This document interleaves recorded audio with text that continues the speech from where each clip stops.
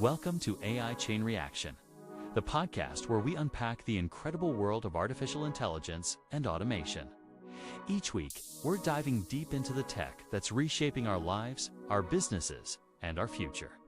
From groundbreaking innovations and the latest industry news to practical strategies on how you can leverage AI automation for growth.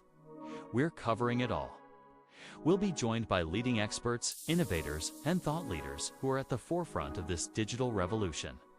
Are you ready to explore how one small change can set off a massive chain reaction of progress? Then you're in the right place. Let's get started.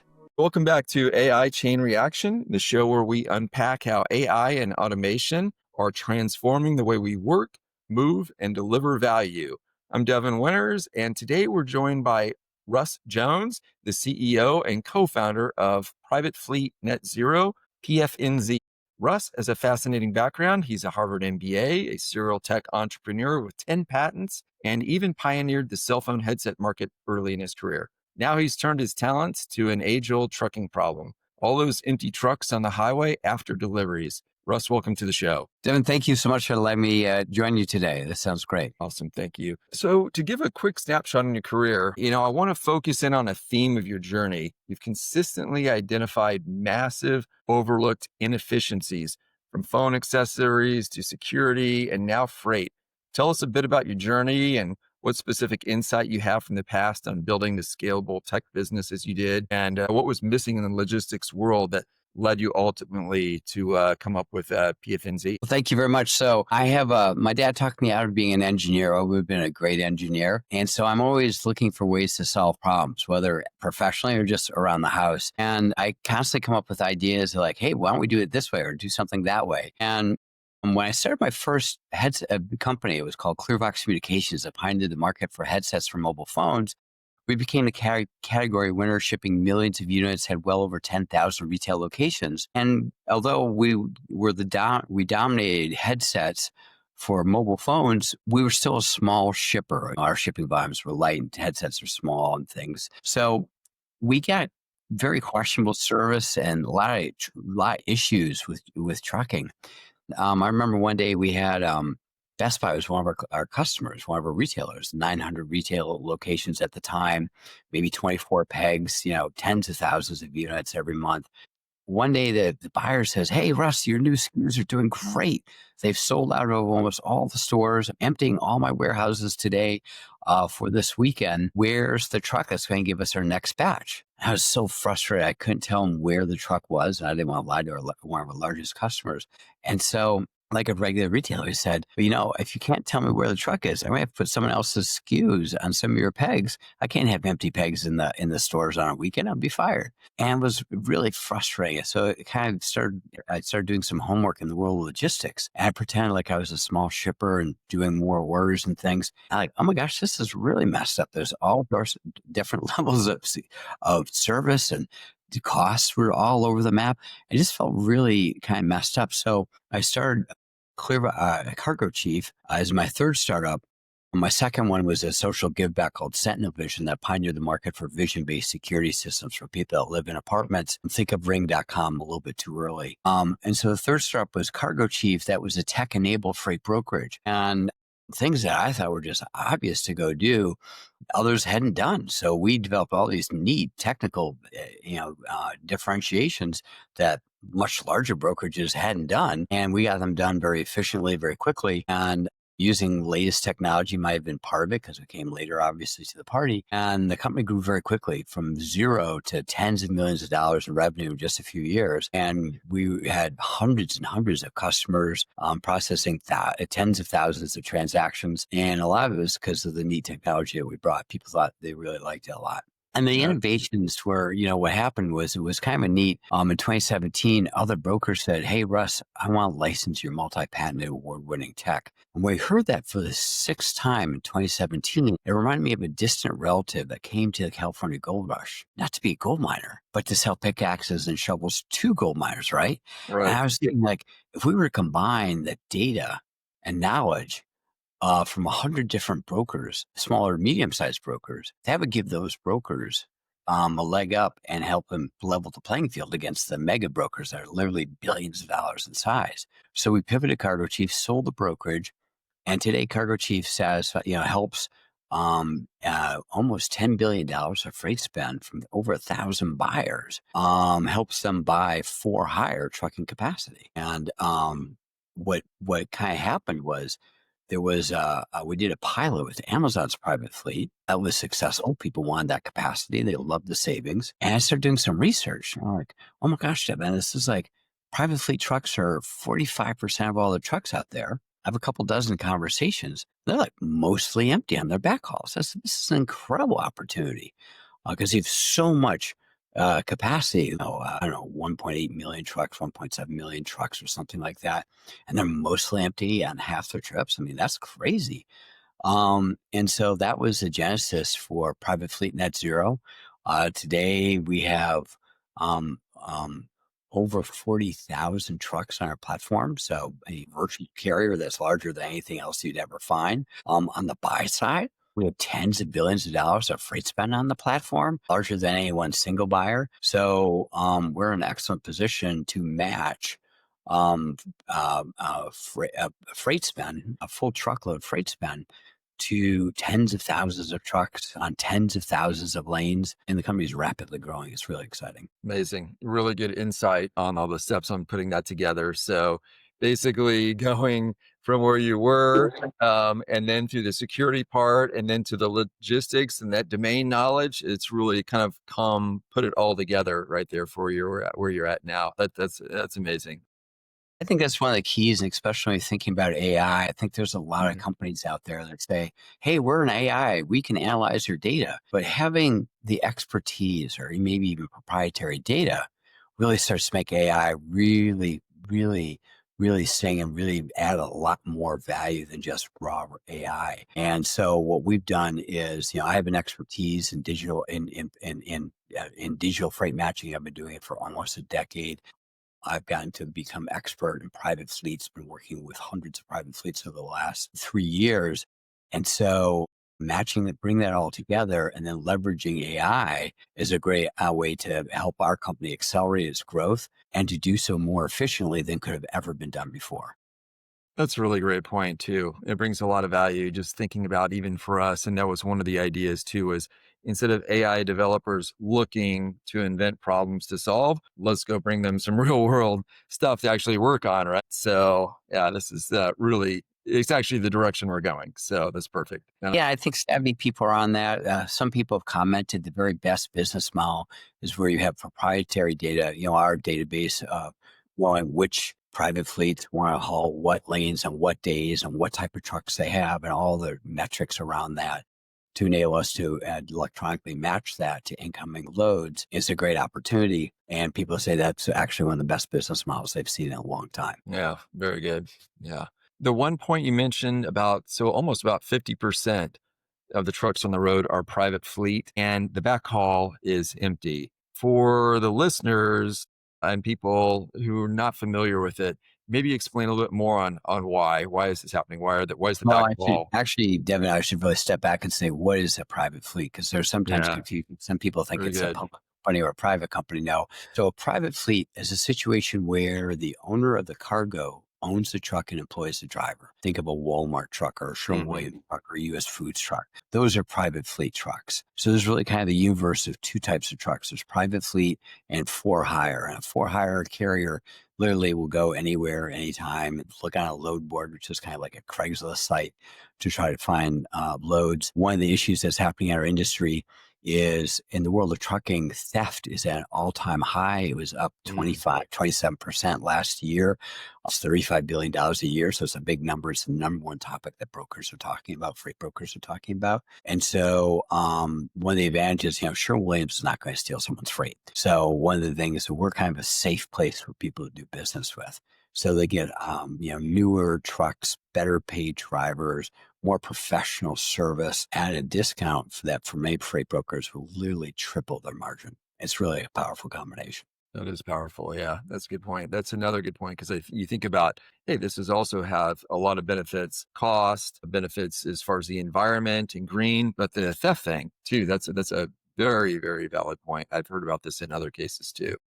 Additionally, the government's cracking down on English language proficiency for drivers. There's Yeah. now estimates that saying that this will affect something like 600,000 drivers out of 4 million truck drivers we have in the United States, number one job in 26 states. And so think about this. You have a critical shipment to go to one of your biggest customers.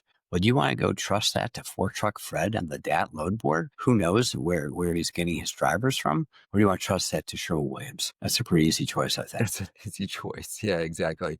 Yeah. Then everybody knows those names. They're already trusted brands. So yeah, that's super good. So why would you say this is so difficult, or what do most people outside of the industry not understand about the challenge being done here in this space? I think the challenge they don't recognize is that the right contact at Sherwin-Williams or US Food is not, they don't have like a website. Hey, I'm wide open for business. Come. It's not Macy's, right? This is, Yeah. that Sherwin-Williams makes paint. They're all about paint and selling paint and giving paint to paint stores and helping Mrs. Smith remodel her kitchen. So to try to find the right, and then to figure out what is the system that's going to work for Sherwin-Williams to enable Sherwin-Williams to say, I don't want to do business with that buyer. I don't want to haul that commodity. And all the nuances that go into to arranging a truckload, which is very specific on what type of trailer is it. Does it have swing doors? Does it have a roll-up door? Does it have a lift gate? How many feet is it? How many feet are empty? Or what type of, we're matching on commodity. Well, will they do business with all the buyers? Or are there certain buyers they want to exclude? I don't do business with Kmart. Those people are horrible, as an example. And to enable a system to do all that and then have it to the point where when we show this to a new private fleet, whether it's a big name or a smaller name, they go, wow, this is pretty good. And we say, is there anything here missing, or does it feel like it's robust? And they go, well, no, this looks very robust. And it's very rewarding to have them say that. And we keep adding little nuances and new ideas, new things, patentable technologies. So I hope to grow my patent count here with Private Fleet Net Zero. Yeah, amazing. I mean, you're right. All those nuances, and you've captured them all as different data points and such that you can manage. Super complex. Yeah. So we're excited about it.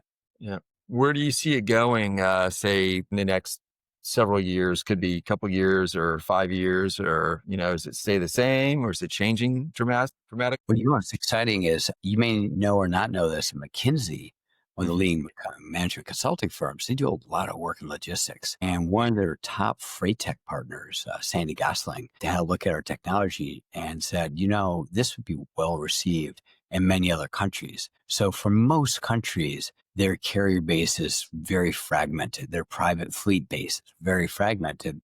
And they could take advantage of our technology and our technology lead here in the States to expand this internationally. So that's something that, it's a giant market here in the U.S. So just do a good job in the U.S. will build a very successful business. But why not? Why stop there? Why not do something to, make an even greater ecological impact globally, not just domestically? 100%. Yeah. To take that global. That's super good. So thank you. Where would you see the biggest opportunities for innovation or impact within in the industry right now? So I think what's happening is you think about, you turn the clock back a couple of years, you're in COVID. Yeah. And no one could travel anywhere. So they're starting to remodel their homes or add a bedroom or something like that. So the demand for things goes sky high. The demand for a for-hire truck goes sky high. So you own a private fleet, like, oh my gosh, I can't hire any trucks anymore. Or it's really hard or very expensive. So I'm going to add to my private fleet. So now those private fleet trucks are sitting honest. I'm like, oh my gosh, where's this going to go? And I need to use these trucks. I don't want to sell them back to the dealer on 10 cents of the dollar or something like that. And so you're anxious to use those trucks, and the economy it feels like it's contracting, at least in many sectors. So a lot of the companies that have private fleets are like, oh my gosh, I need to make some extra revenue. So I think the use of private fleet will go up. The buyers recognize the many benefits, a higher level of service, newer trucks, more professional drivers. So I think the demand for private fleet capacity will continue to grow. And what we're doing is now making it easy. We make it so for the buyer, typically a freight broker, but could be a shipper, like, oh my gosh, I don't do anything different. Through an API, the loads go to Private Fleet Net Zero, and when there's a match, I'm notified. I mean, that's pretty easy. That's easy. Very nice. Yeah. And it's a compelling ROI for the broker too. I think that's a key thing, that because we're using AI, we're doing things faster and more efficiently than could be done before. We're able to generate a program for the buyers, the freight brokers, that enables them to literally triple their margin and enjoy a 10x ROI at the same time. Yeah, and making it easy for them. Yeah, cutting out a lot of legwork. That's amazing. Is it now, would you say, is it exclusively using private fleets, or can common carriers participate if they meet certain standards? So there's a nuance in the industry called a dedicated fleet. So Yeah. pretend, Devin, that you're at Kimberly Clark and you go, I need 100 trucks, but I don't want to pay for the trucks. I don't want to own the trucks. I don't want to maintain the truck. I don't want to hire a truck driver. I don't want to try to maintain the employment of a truck driver, which is a big deal, of course, with 100% turnover. So you might go to a big carrier and say, I want a dedicated fleet, which means you're going to manage the trucks, the carrier, the for-hire carrier, but I get to tell the trucks where to go. So those dedicated fleets are also active on our platform, because the dedicated fleets are also empty mostly on their backhauls. And it's actually a very good match for the buyer, because the dedicated fleet's a professional trucking company and that's what they do. So if there's a mechanical on truck 472, well, it's very easy to get a replacement truck in there to maintain service. Awesome. It gives them a lot of options. Yeah. Really nice. So now if we go look at kind of deep dive on your business and how private fleet net zero actually works, we've kind of got the picture on it. But how does a platform match the loads to empty trucks? It's using that criteria. Can you kind of walk us through a typical scenario? What goes on behind the scenes there? But yeah, sure. So at a very high level, we work with the carrier to get their available lanes. And there are a bunch of optional fields that they can tell us more about the lane and more about the truck, and who's managing it, all those sort of things. That's from being expert in digital freight matching and getting expert on private fleets. And then the brokers put into their own system, as they normally do today, their transportation management system, or TMS. They have a load, say, from Cincinnati to Chicago on Friday. Well, that comes to us via an API. And then we go through a matching set of 17 different variables to see, does this load match this lane? And, to do one or two is no big deal, but to do thousands a day starts to, take some horsepower. So it's not only you need scaling. How can you scale your system to be able to handle when you have big brokers sending you lots of loads? And we've mastered that. So we're usually matching typically within a minute. Wow. Okay. So it's like a Let's near check real time picture literally then too. tens of thousands of lanes to see, is this a match for that one load that you got going? And we're very proud of that. Yeah. And it's all more or less AI and automation. They're not using like a dashboard to have to manually pick then, right? Oh, that's No, amazing. it'd be Yeah. nearly impossible. And actually, it's interesting. Some of the more sophisticated fleets are saying, hey, Russ, can you generate a map of where all the loads are so we can update our lanes to get more freight? So that's something that's kind of a future for us. Pretty sophisticated thought Oh yeah. there. Yeah. But as I keep having all these ideas, we keep adding more and more functionality. Oh, that's amazing. Yeah. And then for the fleets, then there's no charge or anything, right? They just subscribe and use There's it. not even Okay. a contract. They literally just, some fleets are starting to self-register. We like to kind of be there to hold Yeah. their hand if they have a question, but it's gotten so easy that they're self-registering. And then they put in their lanes, and then the registration for the buyers is less than 5 minutes. Some have done it literally in 2.5 minutes, so that's trivial. And then everyone's up and going and doing business. We've designed it to be easy to do business. That's the key Yeah. thing. And I think some people miss that. Actually, it's too bad. Definitely. Yeah. Sounds very easy, very flexible too. So love that part. On the volume side and scaling, where do you see it going to? Is it more, is there things that you have to do to scale, or is it more or less ready? It's just adding more folks. We just started Mhm. sales development resource today. Literally, it was Steve's first day. And my hope is in a year's time, we have over $100 billion of freight spend on the platform, and matching to, I like to see it matched over 100,000 trucks. Wow, that's amazing. That's actually gigantic. So It's bigger than many countries, probably. yeah, yeah, that's a lot of freight. Yeah. And what's neat is you're doing all that with just a handful of employees. I mean, it's like the new tools that are available to entrepreneurs today. It's not that starting up a company is easy, but it's way easier than it was 30, 40 years ago. Way easier. Yeah. Could you have done this without AI? I wonder. There's some things we could do, but there's some things that we couldn't. We're using AI, and it would be really hard to do it without. Yeah. Yeah. Super cool. Okay. So getting to where we're at now, what were some of the biggest bottlenecks that you've had to tackle here? So getting it's a two-sided marketplaces. We have buyers and sellers of truckload capacity. To get the early people in was always hard. We expected it to be hard, but it was harder than we thought. Yeah. Now we get them in, and as fun as Devin, as you grow business, it gets easier and easier because as new buyers come to the system, they go, well, this is obvious. Well, I mean, why wouldn't I want to do this? And new fleet, this makes total sense. So we've gone through a lot of that. So it's easier now, but getting the first few people onto the platform was challenging. Getting the system just right. I'd done digital freight matching for years, generated an MVP, and then I started showing it to people and they said, well, this is nice, but how about X, Y, and Z? And so go through rounds and months of that. Now we've gotten to the point where it's rare that someone gives us an idea that we haven't heard before.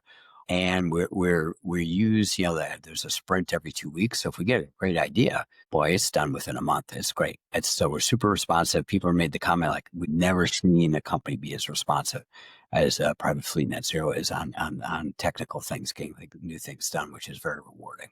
And then getting the algorithm matching well, that was not trivial. That took a lot of effort, a lot of super smart people. Very nice. Yeah. Yeah. Wow. 2 week sprints. You guys are busy. Yeah, well, it's also busy. You got to keep these engineers busy. Like, make sure they're working on the right thing. This is, let's take some time to really do that. Definitely. So now if we're looking at the customer side too, can you share a quick example of a recent success story or proudest moments? It doesn't have to be one, it can be more if you've got someone. Sure, we had one that just recently joined us and they love the system. They go, this is really cool. And it was called Becker Logistics. And they had a load, I forgot the origin and destination, matched up with the Sherwin-Williams truck. And they were thrilled to see it match up so quickly, effortlessly from their point of view. They didn't have to come to another portal and pour through, literally tens of thousands of lanes to see, does this work for my thing on this coming Tuesday, wherever the details were. It just worked for them and it was easy.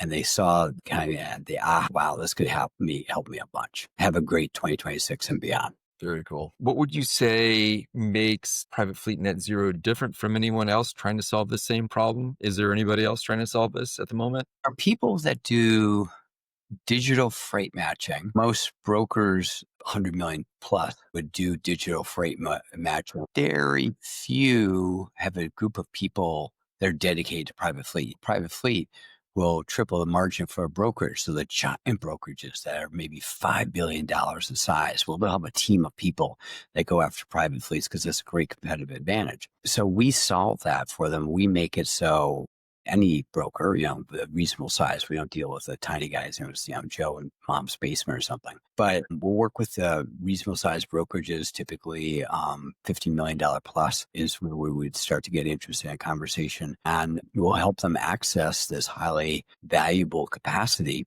that will give them higher quality service. For most brokers, they know that they're going to lose a customer. It's just a matter of when the service fails. So if they work with private fleets, they know the service is going to fail a lot later. So they get to keep their customers and then enjoy greater margins so they can be more competitive on RFPs. We have an RFP tool. So when a broker has an RFP to work on, they just simply send a spreadsheet to us, and we can identify which lanes have a private fleet coverage so they know where to get aggressive and where not to be aggressive. Very nice. This can save them a lot of time, money too. So if we talk about the tech stack for a minute too, and look underneath the hood, can you walk us through the tech background, any specific tools that you guys are using, technology? So it's a kind of typical tech stack, Angular 2 front end. We have a Java backend, some Python in the algorithm. It's up in AWS, enables us to scale very quickly. AWS very friendly about their credits, for early stage companies to help us really expand that and grow. They use all the normal tools for, GitHub and things like that. I think the key is to, when you work with developers, is to really check them out. We deeply checked out our developers before selecting them. And I think we've made a great selection. They've grown with the company and it's exciting. Very nice. Yeah. Did it take a lot of time to ramp them up on the industry, the niche that you guys are working on, or? One of the things we did was we looked for developers that were familiar with the industry. Now, our particular niche is very nuanced. And I Mhm. think to me, I like to make the whole team feel like they're part of the mission. And it's Yeah. not just they do X, but explain what is X? Why is X? Why is this important? Why, I think a lot of engineers, they want to work on something that's a big problem. They want to have a big solution and feel proud of their work and that they're making a real contribution. Well, if you explain the business side to the developers and help them understand how this is great, not only for the customer, great for the fleet, great for the ecology, and it's making the planet a better place. I think most people get on board with that. Absolutely. Yeah. Yeah. Really gets good buy-in from part of the team culture. Or it's important, are they going to work that 60th hour, their 80th hour that week, or are they going to hang out, be with their family and watch TV? That's the Yeah. choice. Yeah, definitely. So where do you see private fleet net zero going over the next few years? I know you mentioned the global potential. Are there other big topics you want to tackle? So there's adjacent markets that we're interested in. Most of our buyers are freight brokers. You think about a $200 million freight broker, they probably buy as much truckload capacity as a $4 billion shipper, right? And it's a lot easier to get to the CEO, the C-suite of the $200 million broker than the C-suite of the $4 billion shipper. But there's a lot of freight bought by shippers. Shippers buy, I think, directly or magnitude from $4 to $500 billion of truckload capacity just domestically. I mean, that's giant. We have adjacent markets in Canada. We have interest in Canada, fleets and buyers for Canadian capacity. We also have interest into Mexico. There's a lot of freight and that's growing a bunch with Mexican freight. So it'd be great to see the company expand that way as well.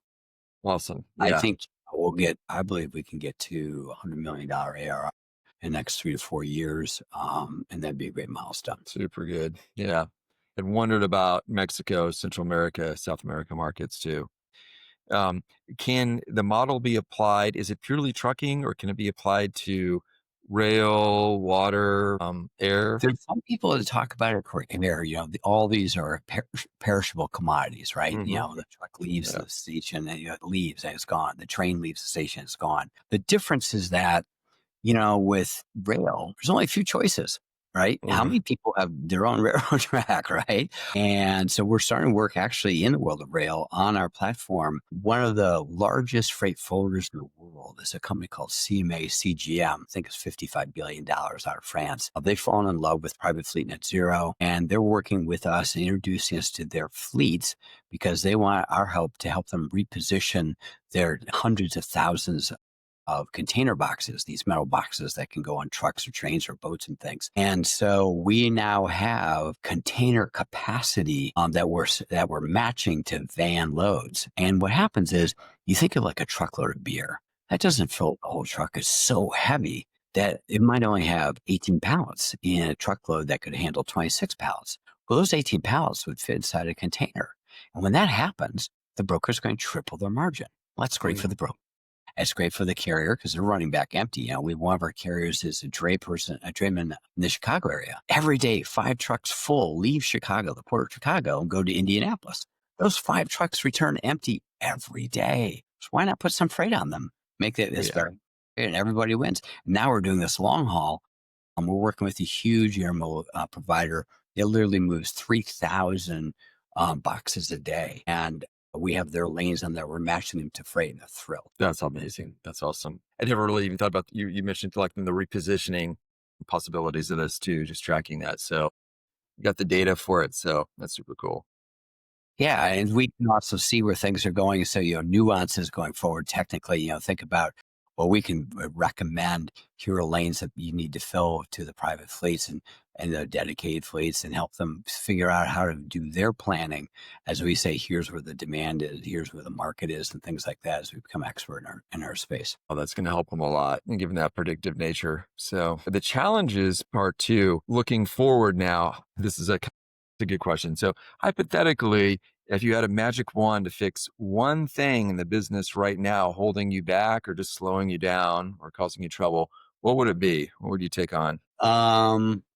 I would, if I had some pixie dust, I would want to extend my reach, right? There's hundreds of thousands of private fleets, technically. Now that includes Bob Strawberry's, who's got 3 trucks, and they're all pickup trucks that are 22 years old. So that's not that interesting. But there are a lot of fleets to go out and reach. And I'm active in the Association for Private Fleets, is the NPTC, the National Private Truck Council Conference, among one of their committees. We're exhibiting at their big show. But there's a lot of private fleets that don't go to that show. A few hundred go to that show, but there's tens of thousands that don't, that we'd probably like to reach at. So if there's a magic way to do that, or do kind of a road show where hey, it's a private fleet night in Cleveland. Everyone who wants to talk about it, come by and have some free beer and pizza, and do kind of a road show to get the word out, would be kind of neat. Yeah. So, and things like that to get the word out. I think we would want to reach out to some like the state. Some of these states have really good transportation clubs, right?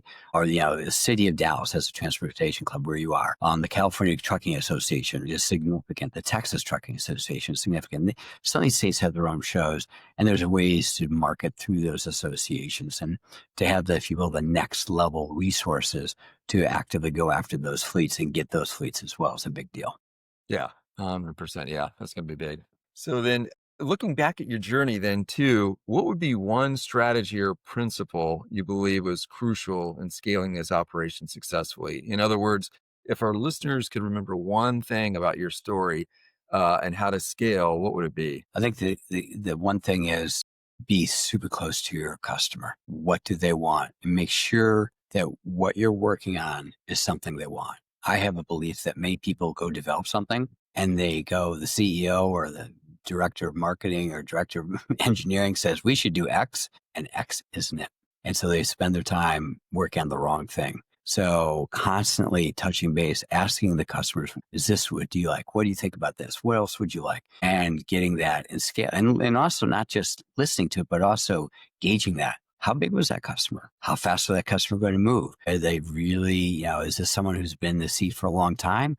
Or is they kind of new and whimsical? So to gauge that and gauge that and really be thoughtful. Every company has, limited development engineering, resources. Are yours working on the right things right now? That's a big deal. And for the listeners, I'm sure too, where can people reach out to you if they want more info, want to find more about what your company does? I appreciate that. So we're at privatefleetnz.com. Again, privatefleetnz.com. Come to us. There's demos on the website, forms you can fill out if you want to see a demo and take next steps. We'd welcome you as a fleet, a private fleet, a dedicated fleet, or a buyer of truckload capacity. We can help make your life better. Awesome. Yeah. Thanks so much for sharing that, Russ. So all the listeners out there, go follow Russ and go follow Private Fleet Net Zero. And of course, thanks for tuning in and listening to AI Chain Reaction. This is Devon Winters signing off, and we'll catch you on the next show. Thanks again for everything, Russ. Appreciate it. My pleasure. Thanks for having me. And that brings us to the end of another episode of AI Chain Reaction. Thank you so much for tuning in and exploring the incredible world of AI and automation with us. We hope today's discussion sparked some new ideas and gave you valuable insights into how these technologies are shaping our future. Don't let the conversation stop here. What was your biggest takeaway from this episode? Let us know in the comments below. We love hearing from you.